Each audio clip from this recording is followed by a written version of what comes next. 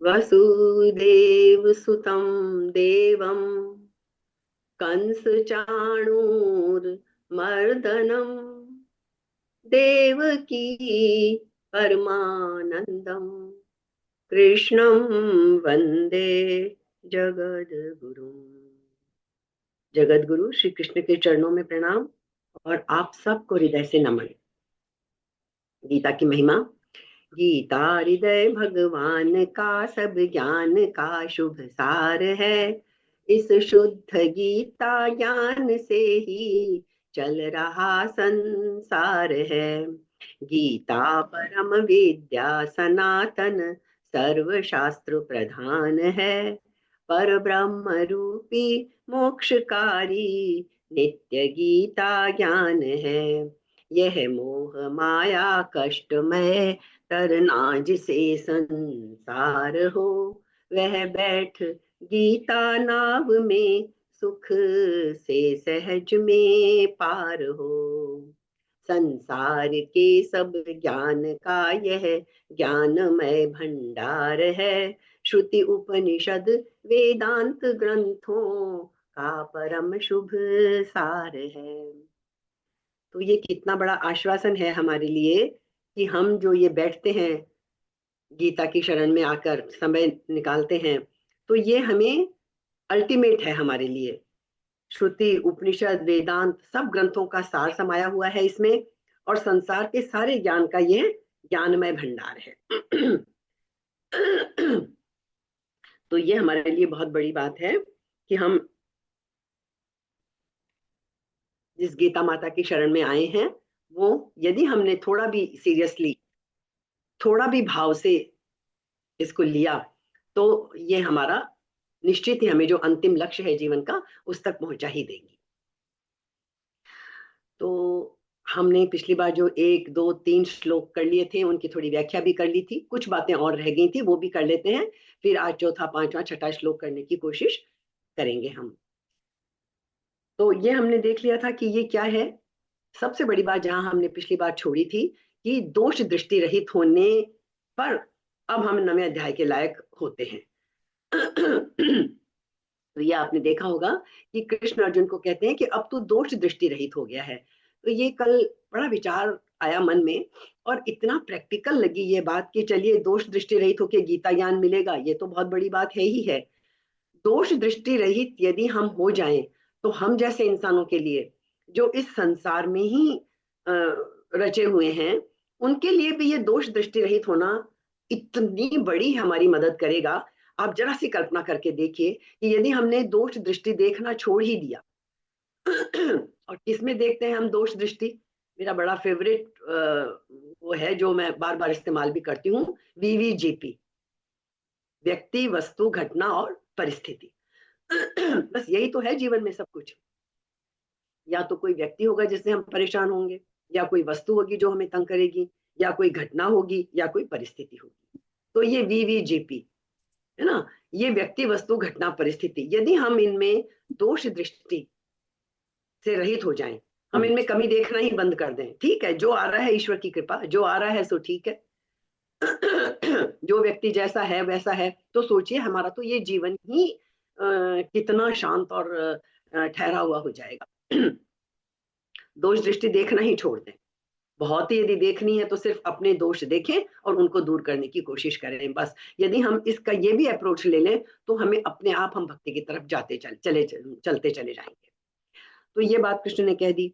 अब हमें एक बात और समझनी है कि कृष्ण ने एक बड़ी अनोखी बात कही कि परम गोपनीय है ये विद्या, राज विद्या राज गुह्य, मतलब गोपनीयों में भी गोपनीय। वो भी मैं तुझे समझा के कहूंगा, गोपनीय है मतलब छुपा के रखने लायक है, कहने लायक नहीं है, फिर भी मैं तुझे कहूंगा। क्यों कहूंगा? क्योंकि अब तू दोष दृष्टि रहित हो गया है।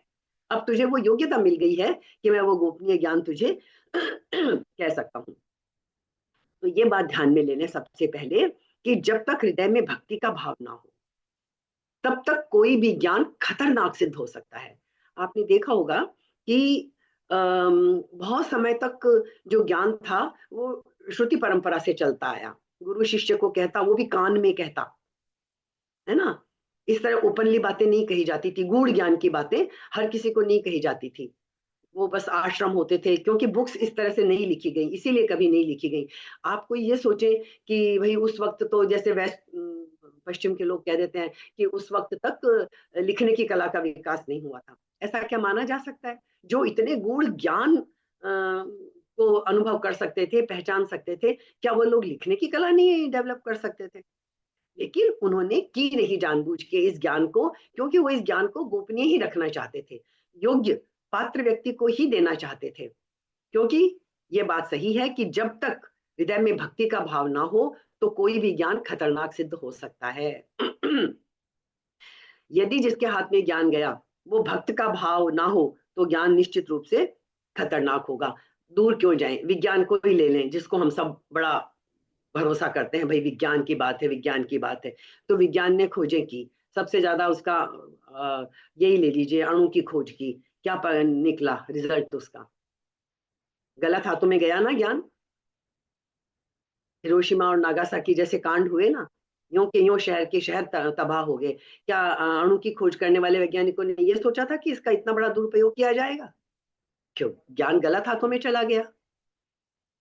गलत हाथों में ज्ञान चला गया, इसलिए उसका दुष्परिणाम देखना पड़ा। और आज भी सारी दुनिया बारूद के ढेर पे बैठी हुई है।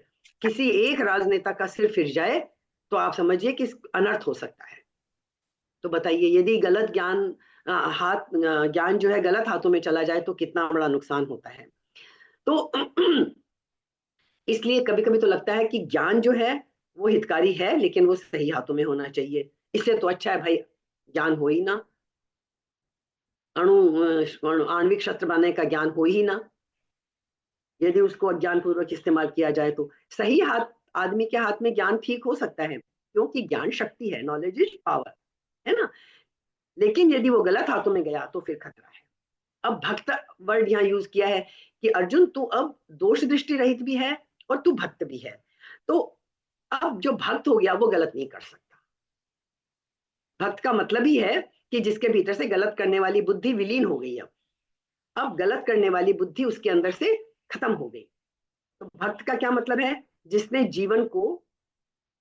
जीवन में परम को देखने की क्षमता जुटा ली है। अब वो छोटी छोटी बातों में उलझ के नहीं रहा, जो अल्टीमेट सत्य है, अल्टीमेट ट्रूथ जो है वो अब उसको जानने लगा है। अब वो नीचे की निकृष्ट चीजों के लिए प्रयत्नशील ही नहीं होगा। उसके हाथ में शक्ति आ भी जाएगी तो कोई खतरा नहीं है। बल्कि देखिए, वैज्ञानिक भी अब तो डरने लगे हैं। कई बार चर्चाएं होती हैं कि क्या हमें ये सारी खोजें आम जनता को बतानी चाहिए भी कि नहीं। और हम जानते ही हैं ज्ञान का दुरुपयोग होता है, कितनी छोटी सी बात है, फिल्में देख देख के और लोग तरीके सीख लेते हैं चोरी करने के, फ्रॉड करने के। तो ज्ञान तो गलत हाथ में जाएगा तो उसके परिणाम क्या होंगे? वो दुष्परिणाम कहे जाएंगे। तो अब यहाँ अर्जुन को वो इसलिए कह रहे हैं कि गुह्यतमम, ये क्या कहते हैं, इदम तू ते गुह्यतमम प्रवक्ष्यामि अनसूयवे ज्ञानम विज्ञान सहितम यद ज्ञात्वा मोक्ष से अशुभात। कि अब तो मैं वो गोपनीय बातें कह देने से भी कुछ होगा नहीं, लेकिन क्या कहते हैं, रहस्य सहित कहूंगा। गीता का हम एक शब्द भी, यदि एक श्लोक में एक शब्द भी नहीं समझे बिना छोड़ दिया तो भी गड़बड़ हो जाएगी बात। तो सिर्फ गोपनीय बातें कह देने से ही कुछ नहीं होगा, उनका अर्थ भी बताना होगा। तो कृष्ण ने कहा मैं रहस्य सहित तुझे बहुत अच्छी तरह समझाऊंगा, रहस्य भी समझाऊंगा, ताकि तू इस दुख रूपी संसार से मुक्त हो जाएगा। बहुत सुंदर है ये अध्याय, बहुत ही सुंदर है। 8 अध्यायों के बाद में अब हम सचमुच जो जीवन में करना है, जो हमें पाना है, अब हम उस पर चर्चा करने पे आ गए हैं, जो ज्ञान मुक्ति है। एक संस्कृत में आपने कहीं लिखा हुआ भी पढ़ा होगा, ऋते ज्ञानान न मुक्ति ही, ऋते ज्ञानात न मुक्ति ही, संधि विच्छेद करके पढ़े, ज्ञान के बिना मुक्ति नहीं है। तो ज्ञान होना बहुत जरूरी है। पिछली बार भी यही बात की थी, भक्ति भक्ति भक्ति। भक्ति तभी आएगी जब आप ज्ञान से पार हो जाओगे, पहले ज्ञान तो अर्जित करना होगा, है ना। तो जो हमने 8 अध्यायों में किया। असल में अज्ञान जो है ना वो दुख की जड़ है, ठीक है। जान लिया तो फिर हमारे लिए ये अज्ञान का सागर विलीन हो जाएगा, फिर हमें कोई नाव वाव की जरूरत नहीं रहेगी। तो हमें करना क्या है अब? देखिए, फर्क अब थोड़ा सा हम समझ लेते हैं पश्चिम का और पूर्व का। पश्चिम में जो भी धर्म पैदा हुए ना, उन्होंने सबने क्या कहा, आदमी के पाप पर जोर दिया। क्रिश्चियनिटी में जाइए, क्रिश्चियनिटी में तो बहुत ही ज्यादा जोर है, उन्हें समझ ही नहीं आता भारतीय मनीषा का ध्यान जो वर्ड है ना, वो कहते हैं ध्यान में क्या करते हो, सेवा करो। क्रिश्चियनिटी में सेवा पे बहुत जोर देते हैं कि सेवा करो, क्योंकि सेवा करने से पाप कटेंगे। ये बुनियादी फर्क है, देख लीजिए वेस्ट का और ईस्ट का। इसीलिए ऐसे ही नहीं भारत जो है वो श्रेष्ठ है अध्यात्म में। इस्लाम, यहूदी, ईसाइयत, यही धर्म है ना बाकी सारे, ये तीनों यहूदी परंपरा के हिस्से हैं, है ना। तो दुनिया में यदि ब्रॉड डिवीजन करें तो दो ही तरह के धर्मों की परंपरा है, एक तो यहूदी धर्म परंपरा और एक हिंदू धर्म परंपरा, दो हैं बस। तो जो भी धर्म दुनिया में पैदा हुए, या तो वो यहूदी धर्म परंपरा से जन्मे हैं और या फिर हिंदू धर्म की परंपरा से जन्मे हैं। वो उसकी शाखाएं कई हो सकती हैं, जैसे जैन, बौद्ध, पर ये सब हिंदू धर्म की ही शाखाएं हैं। तो ये दो तरह की परंपराएं हैं। तो इसलिए क्रिश्चियनिटी में हमेशा आप देखोगे कहा जाएगा कि जो सारे दुखों की जड़ क्या है, पाप है। हाँ, पाप शब्द को बहुत, सिन, पाप का बहुत इस्तेमाल किया गया है, वो सब दुखों का आधार है। और हमारा भारत, हमारी हिंदू धर्म परंपरा क्या कहती है कि सारे दुख की जड़ अज्ञान है। पाप नहीं बोलते वो कहते हैं सारे दुख की जड़ हमारा अज्ञान है, वही सब दुखों का आधार है। अब ये थोड़ी सोचने की बात हो गई, है ना। क्यों कि भारत का ये कहना है कि पाप भी अगर हो सकते हैं तो तभी जब अज्ञान हो। हम, यदि हमें ज्ञान हो गया, असली ज्ञान हो गया, हम पाप करेंगे ही नहीं। तो भारत तो एक कदम आगे है ना, पाप का नंबर ही नहीं आएगा, अज्ञान दूर कर लो अपना। ठीक है, तो इसलिए यदि हमें ये सही ज्ञान हो गया है तो फिर हम पाप भी नहीं करेंगे। ये हमको बात समझ लेनी चाहिए। तो भारत की संस्कृति क्या कहती है, अज्ञान के सबसे बड़ा पाप अज्ञान है। अज्ञान के अतिरिक्त ना कोई पाप है, ना कोई दुख है। ज्ञान के अतिरिक्त कोई मुक्ति नहीं है। तो ज्ञान तो पाना ही है, ज्ञान तो पाना ही पाना है। ज्ञान पाके तब भक्ति पे आप पहुंच जाओगे। तो इसलिए भारतीय साधु किस पे जोर देते हैं, ध्यान पर जोर देते हैं। क्यों? क्योंकि ध्यान से ज्ञान जन्मेगा। हमने कई बार ये चर्चा कर ली, बुक्स पढ़ पढ़ के, यूनिवर्सिटीज में डिग्री ले लेके ज्ञान नहीं जन्मेगा, इंफॉर्मेशन बढ़ जाएगी, हम बहुत चीजों के जानकार हो जाएंगे, अनुभव में नहीं होंगी वो चीजें। और ऐसे कबीर जैसे, मीरा जैसे ऐसे संत भी हुए हैं जिन्हें कोई डिग्री नहीं थी, कोई उन्होंने ग्रंथ नहीं पढ़े, नहीं भी पढ़े, चाहे अनपढ़ भी संत हो गए हैं हमारे यहाँ तो बहुत बड़े बड़े। क्यों? क्योंकि ज्ञान अंदर से उपजता है, हृदय चाहिए उसके लिए, भक्ति चाहिए। तो भारतीय साधु ध्यान पर जोर देता रहा है, क्योंकि ध्यान से ज्ञान जन्मेगा और ज्ञान जरूरी है। और ईसाइयत किस पे जोर देती है, क्रिश्चियनिटी? सेवा पर, पुण्य पर, क्योंकि पुण्य से पाप कटेगा। यही कहते हैं ना हम, पुण्य करते जाओ तो पाप कटते जाएंगे। ये मौलिक आधारों का भेद है, देखिए बेसिक डिफरेंस है ये। ठीक है, भारतीय मनीषा तो क्या कहती है, बिना ज्ञान के तुम पुण्य भी करने लगे तो पुण्य भी तुम्हारे बहुत गहरे तुम्हें नहीं ले जाएगा। ठीक है, अच्छी बात है पुण्य कर्मा, लेकिन पुण्य करना बहुत अच्छी बात है, लेकिन जो अज्ञान, अज्ञान के साथ पुण्य भी करेगा, अज्ञानी के पुण्य का कितना मूल्य है। अज्ञानी की सेवा किसी भी क्षण खतरनाक हो सकती है। अज्ञानी की सेवा के पीछे भी खड़ा तो अज्ञान ही है ना। तो ज्ञान का बहुत अधिक महत्व है भारतीय चेतना में। भारत कहता है जानने के अतिरिक्त कोई मुक्ति नहीं है, ऋते ज्ञाना न मुक्ति ही। और इसलिए कहता है कि जो जान लेता है वह उससे विपरीत नहीं जा सकता। जिसने जान लिया वो विपरीत नहीं जाएगा, विपरीत नहीं जाएगा तो वो गलत रास्ते पे नहीं जाएगा। अब क्या है, जैसे जानबूझकर आग में हाथ कोई नहीं डालता, डालने का कोई कारण भी नहीं है। अज्ञान में हाथ चला जाता है आग में और दुख पैदा होता है। तो अज्ञान दुख है। हम सब तरह की आग में हाथ डालते हैं। हालांकि ये हो सकता है कि जब हम हाथ डालते हैं तब हमको आग दिखाई ना पड़ती हो। ये जो हम काम वासनाओं में सब में फंसे हैं ना, ये हम आग में हाथ डाल के बैठे हैं, हमें पता नहीं है, क्योंकि हम तो इनमें सुख खोज रहे हैं। लेकिन असल में हम अज्ञान की वजह से आग में हाथ डाले हुए बैठे हैं। क्योंकि हम ज्ञान समझ ही नहीं रहे हैं कि ये वासनाओं को छोड़ेंगे तो हमें असली सुख मिलेगा। ये बात हम सोचते ही नहीं है। कभी हम फूल को हाथ में लेते हैं, मुट्ठी में पकड़ लेते हैं, सोचते ही नहीं कि अरे कांटा है इसमें। बार बार फूल को पकड़ेंगे, हाथ में लेंगे, बार बार लहूलुहान होंगे। तो कभी हम ये क्यों नहीं सोचते कि जितनी हम वासनाएं करते हैं, जितनी इच्छाओं में फंसते हैं, हर बार हमारे हाथ तो अल्टीमेटली दुखी लगता है, पर हम रुकते क्यों नहीं है फिर भी? हर बार वो कांटे ही कांटे क्यों लिए चले जाते हैं हम हाथ में?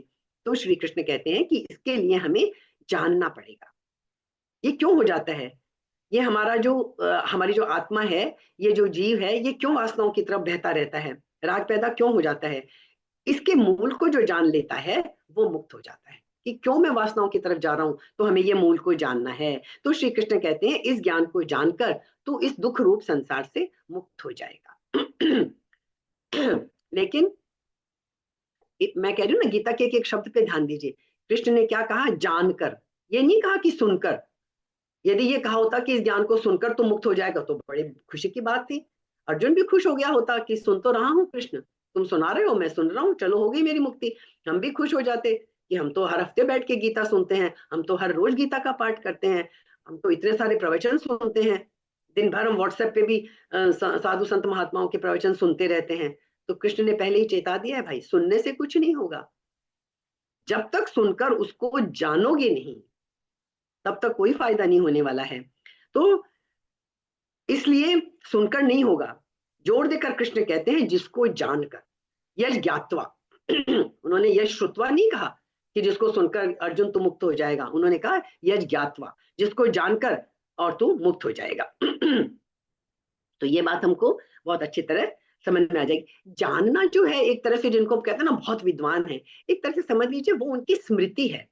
इतना पढ़ लेते हैं, इतने विद्वान बन जाते हैं कि जब उनसे पूछो कहीं से भी वो किसी भी ग्रंथ का आपको बीच में से उदाहरण दे देंगे, किसी भी बड़े विद्वान का कोटेशन बोल देंगे। बहुत है उनके पास, स्मृति का भंडार है, इतना पढ़ा है उन्होंने, बहुत पढ़ा है। तो जानने, लेकिन जानना अलग चीज है, वो स्मृति है, हमें याद है, हमने बहुत सारे गीता भी लोग रट लेते हैं, बता देंगे, जैसे ही कुछ बोलेंगे अरे ये तो उस अध्याय का फला फला अध्याय का फला फला श्लोक है और ये कहा गया है, क्योंकि उनको जानकारी पूरी है, स्मृति में भी है सब कुछ। तो लेकिन जानना अलग चीज है, जानने का अर्थ है अनुभव। तो श्री कृष्ण कहते हैं जो मैं तुझे रहस्य बताऊंगा, काश तू उसे जान ले, अनुभव कर ले, तो दुख के सागर से तू मुक्त हो सकता है, पर तुझे जानना है उसको। ठीक है, तो जानना और जानने में भी फर्क है। एक जानना है वह हम सब जानते हैं, एक आदमी कहता है ईश्वर है, चलो हमने जान भी लिया, हमने विरोध भी नहीं किया, हाँ जी ईश्वर है, क्योंकि शास्त्र में पढ़ा है, या डर है कि ईश्वर को कैसे नहीं मानेंगे, ईश्वर नहीं मानेंगे तो बड़ी गड़बड़ हो जाएगी, इसलिए मानते चले जाते हैं। और हम बोल भी देते हैं कि हाँ हम तो जानते हैं ईश्वर है। तो जानना शब्द का प्रयोग जरा हमें ईमानदारी से करना चाहिए। यहाँ श्री कृष्ण की गीता में जो कहा गया है, जानने का अर्थ है यदि आपने उसे अनुभव में ले लिया है, अनुभव में लेंगे तो वो जानना है। ईमानदारी से यदि हम जानने शब्द का प्रयोग करेंगे तो हम ये कह नहीं पाएंगे कि हाँ ईश्वर है, हमें कैसे पता, हम तो खाली पढ़ी पढ़ाई सुनी सुनाई बात कह रहे हैं, अनुभव तो हमने किया नहीं कभी ईश्वर का, कभी डर के कर ले रहे हैं, कभी इसलिए कि बचपन से सुनते आए हैं। लेकिन जो ईमानदारी से इस जानने का प्रयोग करना सीख जाए, उसके जीवन में फिर क्रांति घटित हो जाती है। जो ये कुछ गिने चुने महात्मा, जो गिने चुने बुद्ध जैसे, महावीर जैसे, या बहुत बड़े संत महात्माओं जैसे लोग, कबीर जैसे लोग जो हमें नजर आते हैं, जिन्हें हम कहते हैं कि ये वाकई महात्मा हैं, संत हैं, वो गिने चुने लोग हैं। क्यों? कि वो ईमानदारी से उन्होंने जाना उस चीज को, ईमानदारी से मतलब उसका अनुभव किया। अब हमें सुनते सुनते भी कई बार हमारी चीजें पक्की बैठ जाती हैं और वहम पैदा हो जाते हैं। तो श्री कृष्ण कहते हैं जान लेगा अगर इंसान तो फिर वो दुख से मुक्त हो जाएगा, क्योंकि अब जो ये ज्ञान हमें कृष्ण कहने वाले हैं इस 9वें अध्याय में, वो ज्ञान सब विद्याओं का राजा है, सब गोपनीयों का भी राजा है, अति पवित्र है, अति उत्तम है, प्रत्यक्ष फल देने वाला है और धर्म युक्त है, और साधन करने में बड़ा सुगम और अविनाशी है। सुगम भी है और अविनाशी है, नाश नहीं होगा फिर इसका। तो अब दो बातें हैं, श्रेष्ठतम है ये ज्ञान, इससे श्रेष्ठ फिर और कुछ नहीं है, ये राज विद्या है। ठीक है, राज विद्या है। और तो जब हम क्या कहेंगे कि जब मैं अपने को ही न जान पाऊं, सब भी जान लूं और अपने को न उपलब्ध हो सकूं और सब कुछ पालूं, तो उस पाने और जानने का अर्थ क्या है? दुनिया भर का ज्ञान इकट्ठा कर लिया, बस खाली नहीं जाना, तो क्या नहीं जाना, मैं स्वयं कौन। और इसीलिए सारा अध्यात्म इसी मैं की खोज पे, इस मैं कौन हूं, सारा अध्यात्म इसी खोज पे टिका है। सारी दुनिया का ज्ञान हम पा लेते हैं, सब कुछ जान लेते हैं, पूरी जिंदगी खपा देते हैं, लेकिन जो एक बेसिक चीज है कि अपने आप को जान लूं मैं, सत्य क्या है, उसी को नहीं जानना चाहते। इसलिए इसको राजविद्या कहा है, सुप्रीम नॉलेज है, सुप्रीम साइंस है, परम विज्ञान है, ज्ञान नहीं परम विज्ञान है। इससे तू स्वयं को जान लेगा, और जो स्वयं को जान लेता है वह सब जान लेता है, सब कुछ जान लेगा। फिर वो साधन करने को बड़ा सुगम और अविनाशी, ये भी कह दिया कृष्ण ने। हालांकि हमें तो ना हमें तो ये इजी नहीं लगता, क्योंकि हम संसार को छोड़ ही नहीं पाते। हम तो सारा सुख संसार की चीजों में ढूंढते हैं। सारा सुख हम कहाँ ढूंढते हैं? संसार में ढूंढते हैं। इसलिए हमें तो सुगम भी नहीं लगता, लेकिन कृष्ण कहते हैं बड़ा सुगम है और सनातन है ये ज्ञान। ये जो चीज सनातन नहीं है ना, वो कभी सनातन फल भी नहीं देगी। दुनिया की चीजें जितनी हम पाते हैं वो सुख देती हैं, क्षणिक सुख देती है। इसलिए ये सनातन ज्ञान है। सनातन का मतलब क्या है? ना कभी पैदा हुआ है और ना कभी इसका अंत होगा। हम खुद ही ज्ञान स्वरूप हैं, पर हमें ये बात जाननी होगी, ईमानदारी से जाननी होगी। मतलब हमें अनुभव में लानी होगी कि सब कुछ हम खुद ही हैं। ये जो कुछ हम अध्यात्म में खोजते रहते हैं, ये सब कुछ हम खुद ही हैं। बस हमें इस बात को अनुभव करना है। इसलिए इस ज्ञान से जो संयुक्त हो जाता है वह भी अविनाशी हो जाता है। जिस दिन हमें इसका अनुभव हो गया तो फिर हम खुद भी अविनाशी हो गए, क्योंकि तब हमने ये जान लिया कि हम ईश्वर के अंश हैं, ईश्वर अविनाशी है तो हम भी अविनाशी हैं। तो साधन करने में बड़ा सुगम है। सुगम उसके लिए है जो इसका अभ्यास करेगा। गीता की दो बातें मैं बार बार बोलती हूँ, याद रख लीजिए कि ये सारा गीता का ज्ञान या अध्यात्म का ज्ञान या मुझे जानने का ज्ञान मिलेगा कैसे? अभ्यास और वैराग्य, दो चीजें हैं, वैराग्य और अभ्यास। पहले तो हमें वैराग्य की उत्पत्ति हो कि ये संसार जिसमें हम रचे पचे बसे हुए हैं, यह नहीं है हमारा अल्टीमेट गोल, हमें इससे हटना है। ये वैराग्य पैदा करना पड़ेगा हमें एक तो। और फिर वैराग्य पैदा तो जब किसी बहुत करीबी की मृत्यु होती है, शमशान में जाते हैं, तो कई बार हमारे अंदर क्षणिक वैराग्य पैदा होता है, अरे ये दुनिया तो झूठ है, ये तो सब कुछ बेकार है। ये क्षणिक वैराग्य है। ये वैराग्य पैदा हो और ये वैराग्य बना रहे, क्या जरूरी है उसके लिए? अभ्यास। अभ्यास करना पड़ेगा। इसीलिए हम बार बार हर सप्ताह में एक बार बैठते हैं, लेकिन इसी को यदि हम डेली, दिन में भी कई बार, और कई बार नहीं, यदि हर क्षण हम इस ज्ञान को साथ लेके बैक ऑफ द माइंड हमारे ये चलता रहे कि हम ईश्वर के अंश हैं, हम ईश्वर के अंश हैं, ईश्वर ही सब कुछ है, कण कण में भगवान है। अभी आप देखिए, अभी बहुत बहुत ही गहरी चीजें आएंगी जो हम कहते हैं कण कण में भगवान है, फिर ईश्वर, इसको भी अलग, इसके भी विरोध में बोल देंगे और समझाएंगे बहुत। अब ये चौथा पांचवा छठा श्लोक जो हम करने वाले हैं, आपको दोनों विरोधी बातें देखने को मिलेंगी, क्योंकि अब हम गहन बातों में प्रवेश कर रहे हैं। इस 9वें अध्याय से बहुत गहन में प्रवेश कर रहे हैं। तो अब कृष्ण ने कह दिया बड़ा सरल है, हमें सरल नहीं लगने वाला है। सरलता में दो बातें छिपी है। एक तो जो कहा गया है, ये 8 अध्याय के बाद कही गई सरलता है, ये सुगमता है। 8 अध्याय समझ लिए तो अब सरल है, पर 8 अध्याय समझे नहीं, खाली इस कान सुने इस कान निकाल दिए, जीवन वैसे ही चलता रहा जैसे चल रहा था। तो इसका सबसे बड़ा तरीका क्या है कि हम अपने अंदर कुछ परिवर्तन पाए, तो हमें लगेगा कि हाँ, हमने चाहे 1%, 2%, 5% ही सही, पर हमने कुछ सीखा तो है, कुछ तो परिवर्तन आया है। अब हम उतने ऊपर नीचे तो नहीं होते, अब हम उतरे तो नहीं घबराते। यही स्थिति जब पहले आई थी तो हम कितने ऊपर नीचे हो गए थे, कितने दुख से भर गए थे। अब तो थोड़ी बात तो बदल गई है कुछ। ये हमारे पास खुद के पास पैमाना है, कोई दूसरा नहीं बताएगा हमें, हमें खुद ही पता चल जाएगा। तो दो बातें छुपी है। 8 अध्याय के बाद वाली सरलता है, अगर अब हम पात्र बन गए हैं, जैसे अर्जुन पात्र बन गया है, अब उस गुह्यतम ज्ञान को वो सरलता से जान सकेगा। पात्र हैं तो सुगम होगा, अगर हम पात्र नहीं हैं तो सुगम नहीं होगा। इसलिए इस अध्याय को पढ़कर कई लोग समझते हैं कि बस बड़ी, जिन्होंने 8 अध्याय नहीं समझे, अरे बड़ी इजी बात है, कोई चक्कर में पढ़ना ही नहीं है, बस सीधा भक्ति में पढ़ जाओ। तो ये बात समझ लें वो कि वो अभी पात्र नहीं है, ज्ञान से होकर उन्हें गुजरना पड़ेगा। इस अध्याय को सीधा मत पढ़ना, आपकी पात्रता निर्मित होनी चाहिए, आपकी दोष दृष्टि खोनी चाहिए, तो ये अध्याय बहुत सुगम है। ये शर्त है, ये शर्त है हमारी। ठीक है। महात्मा गण समझाते हैं कि भक्ति सुगम साधन है कलयुग में। सच्ची बात पूछिए तो कि राम का नाम ले लो बस, कलयुग केवल नाम आधारा, सुमिरी सुमिरी नर उतरे ही पारा। वो इसलिए कह दिया क्योंकि लोग जाते ही नहीं है इस तरफ। चलो राम का नाम तो बोलो कम से कम, क्या पता राम नाम जपते जपते ही हो जाए। राम का नाम बड़ा सुगम साधन है, लेकिन राम का नाम लेने के लिए जो पवित्रता चाहिए, जो पात्रता चाहिए, जो जो पोटेंशियल कह लो, जो योग्यता चाहिए, जैसे बोलते हैं ना ज्ञान भी पात्र को देना चाहिए।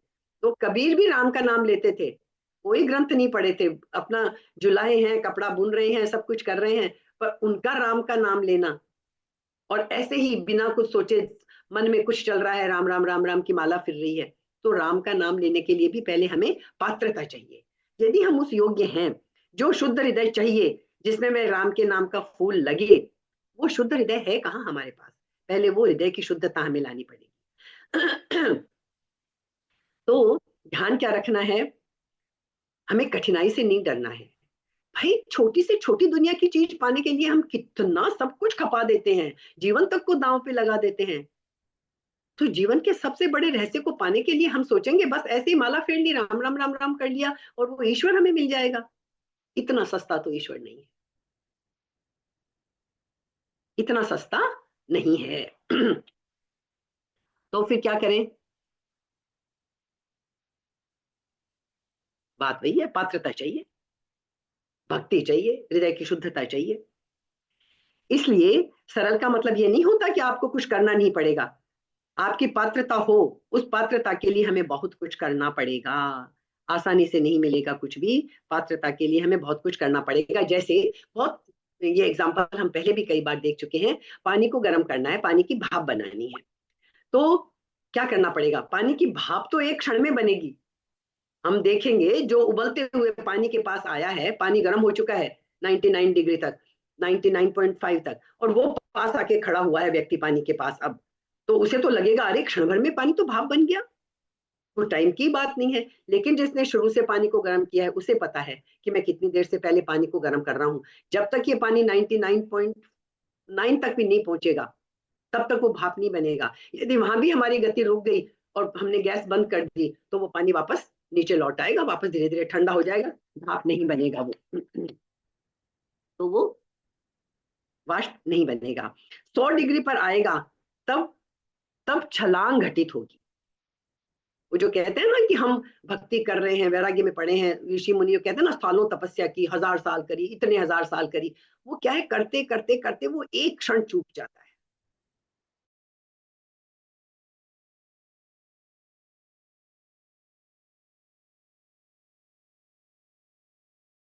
बनने में बहुत समय लगता है। भक्ति को उपलब्धि तो क्षण भर में हो जाती है, लेकिन भक्त जो है ना वो 100 डिग्री में उबलता हुआ पानी है। भक्त क्या है? 100 डिग्री में उबलता हुआ पानी है। वो भक्ति उपलब्ध तो एक क्षण में हो जाएगा, लेकिन उसके पीछे उसको पहले उबलना होगा, भक्ति के रास्ते पे उसको चलना होगा। ये नहीं सोच लेना कि आप उठे और भक्त हो गए। वो ऐसे भी भक्त होते हैं, लेकिन उनके पीछे पिछले जन्मों की साधना होती है, और तब वो कभी एकदम से चेतना जागती है और वो जग पड़ते हैं। यात्रा पूरी करनी पड़ेगी, क्योंकि उस परम यात्रा में कोई धोखा नहीं चलेगा। ये जीवन के शाश्वत नियम है। तो श्री कृष्ण कहते हैं साधन करने को बड़ा सुगम है, लेकिन सुगम तभी है जब हम उसके लिए पात्र में पड़ जाएं, पात्र हों यदि हम, तो करे तो सुगम है। खाली सुन के छोड़ा तो सुगम नहीं है, उसको उस रास्ते पे चल पड़े तो सुगम है, करना पड़ेगा। इसलिए साधन करने में बड़ा सुगम है। लेकिन अब एक बात और जो लास्ट में समझनी है कि हे परंतप, इस ज्ञान रूप धर्म में श्रद्धा रहित पुरुष मुझे प्राप्त ना होगा। वो मृत्यु रूप चक्र में घूमता ही रहेगा। अश्रद्धा दाना, जिसमें श्रद्धा नहीं है वो प्राप्त नहीं होगा। इसलिए श्रद्धा होना बहुत जरूरी है। कारण परमात्मा पर पहुंचने का द्वार हृदय है, और हृदय का द्वार कब खुलेगा? जब श्रद्धा होगी। श्रद्धा नहीं होगी तो नहीं। जैसे एक छोटा बच्चा है, उसे कहीं भी जाना होगा, पहाड़ की चोटी पे भी चढ़ना होगा, यदि पिता ने हाथ पकड़ लिया, वो प्रश्न नहीं करेगा पापा आपको चलना चढ़ना आता भी है कि नहीं, आप मुझे कहीं गिरा तो नहीं दोगे, आप ये तो नहीं कर दो। क्यों? क्योंकि उस छोटे बच्चे के हृदय में श्रद्धा है। पिता ने कहा चल मैं तुझे पहाड़ की चोटी पे ले चलता हूँ, बच्चा हाथ पकड़ेगा, चल देगा, वो क्वेश्चन नहीं करेगा। तो वो श्रद्धा वाला हृदय होना चाहिए। वो बाल हृदय जो उस बच्चे के मन में अपने पिता के प्रति है, हमारे हृदय में वो अपने प्रभु के प्रति होनी चाहिए, फिर कोई मुश्किल नहीं है। यदि बच्चा क्वेश्चन करेगा तो वो कभी हाथ पकड़ के पिता का वो नहीं जाएगा। तो ये श्रद्धा जो है ना, ये बहुत बड़ी घटना है, और श्रद्धा में लाभ ही लाभ है, कोई हानि नहीं है श्रद्धा करने में। तो श्रद्धा लेकिन बड़ी असंभव घटना है। श्रद्धा ऐसा फूल है जो कभी कभी करोड़ों में एक बार खिलता है, लेकिन जब खिलता है तो उसके अनंत द्वार खुल जाते हैं। फिर तो एक अनंत संभावनाओं के द्वार खुल जाते हैं। तो श्री कृष्ण कहते हैं कि श्रद्धा सहित होना बहुत जरूरी है। श्रद्धा रहित कोई भी मुझ तक नहीं पहुंच सकेगा, क्योंकि मुझ तक पहुंचने का द्वार और जो पुल है, जो सेतु है, वो श्रद्धा है। और मुझ तक नहीं पहुंचना तो फिर मृत्यु, जन्म जन्म मृत्यु, इस पहिए में घूमते रहो, घूमते रहो, घूमते रहो। ये हमारे तीनों श्लोक हो गए हैं। अब मैं कोशिश करती हूँ एक बार चौथा, पांचवा और छठा, ये तीन श्लोक में एक बार पढ़ लेती हूँ जितना भी समय है। तो पहले और दूसरे श्लोक में जिस राजविद्या की बात कही है ना, अब आगे के दो श्लोकों में उसी का वर्णन कर रहे हैं। चौथे पांचवे में वर्णन कर रहे हैं उस राजविद्या का। मया ततमिदं सर्वं जगद व्यक्त मूर्तिना मत्स्थानि सर्वभूतानि न चाहं तेष्वस्थितः। पांचवा सुन लीजिए। न च मत्स्थानि भूतानि पश्य मे योगमेश्वरम भूत भिन्न च भूतस्थो ममात्मा भूत भावनः। अब इसका अर्थ मैं बताऊंगी तो आप कहेंगे भाई ये तो बड़ी उलझन वाली बात है। एक श्लोक में एक बात कही, दूसरे श्लोक में उसके विपरीत बात कह दी। यही अब गूढ़ ज्ञान है जो हमें समझना है। अर्थ एक बार बोल देती हूँ, जितना समय है समझ लेते हैं। इदम सर्वम जगत, कृष्ण कह रहे हैं ये सारा संसार, मया अव्यक्त मूर्तिना ततम, मुझ निराकार स्वरूप से व्याप्त है। कृष्ण कह रहे हैं मेरे निराकार स्वरूप से ये सारा संसार व्याप्त है। मया ततम इदम सर्वम जगत अव्यक्त मूर्तिना। इदम सर्वम जगत मया, कृष्ण अपने लिए बोल रहे हैं, भगवान स्वरूप के लिए। मया अव्यक्त मूर्तिना, निराकार स्वरूप से। निराकार स्वरूप की बात है, सगुण निर्गुण साकार निराकार हम बहुत जानते हैं।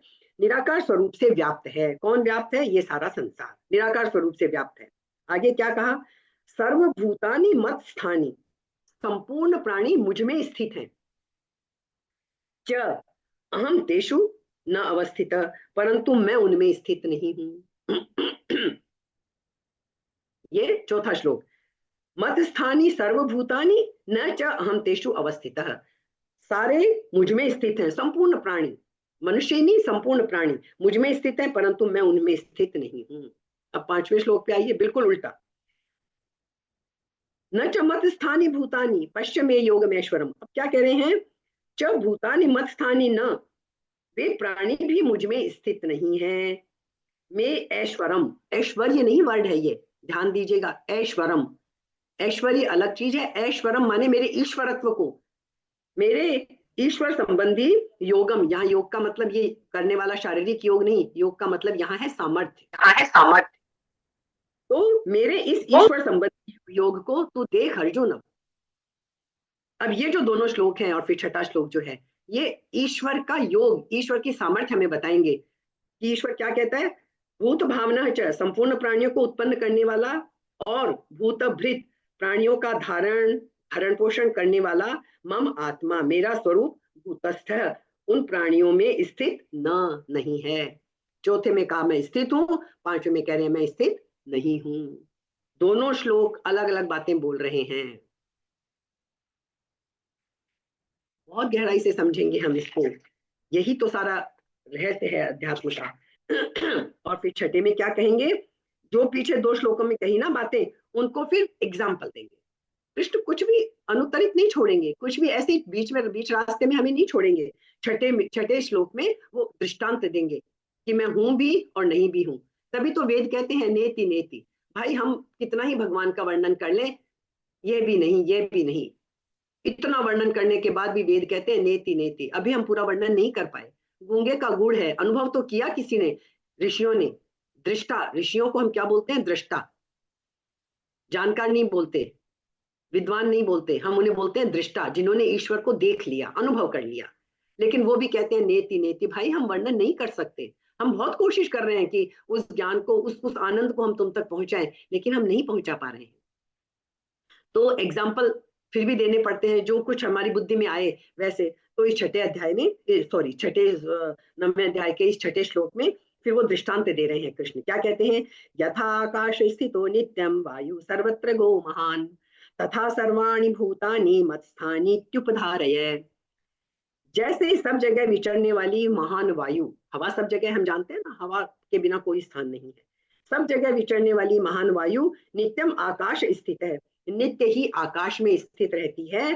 तथा सर्वाणी उसी तरह, सर्वाणी भूतानि सारे प्राणी मत स्थानी मुझ में ही स्थित रहते हैं, इति उपधारय, ऐसा तुम मान लो। मान तो लो, कम से कम अनुभव तुम्हें धीरे धीरे आएगा। और अब अर्जुन मान लेगा, क्योंकि अब उसकी श्रद्धा पैदा हो गई है। तो मान लो ये बात। अभी तक 8 अध्याय तक वो तर्क देते रहे कृष्ण, अब आके छठे श्लोक में बोले अर्जुन तुम इसको मान लो, क्योंकि अब उसका हृदय श्रद्धा से भर गया है। तो अब यदि हमने भी 8 अध्याय ध्यान से समझे हैं, तो हम इसके काबिल हो गए हैं कि इतनी श्रद्धा हमारे अंदर है कि कृष्ण कह रहे हैं तो भाई चलो मान लेते हैं कि जैसे हवा सब जगह स्थित है, ऐसे ही वो ईश्वर कण कण में है। लेकिन अब वो हवा, ईश्वर तो कहते हैं मैं हूं भी और मैं नहीं भी हूं। चौथा पांचवा श्लोक पढ़ा ना, मैं हूं भी और नहीं भी हूं, दोनों बातें कह दी उन्होंने।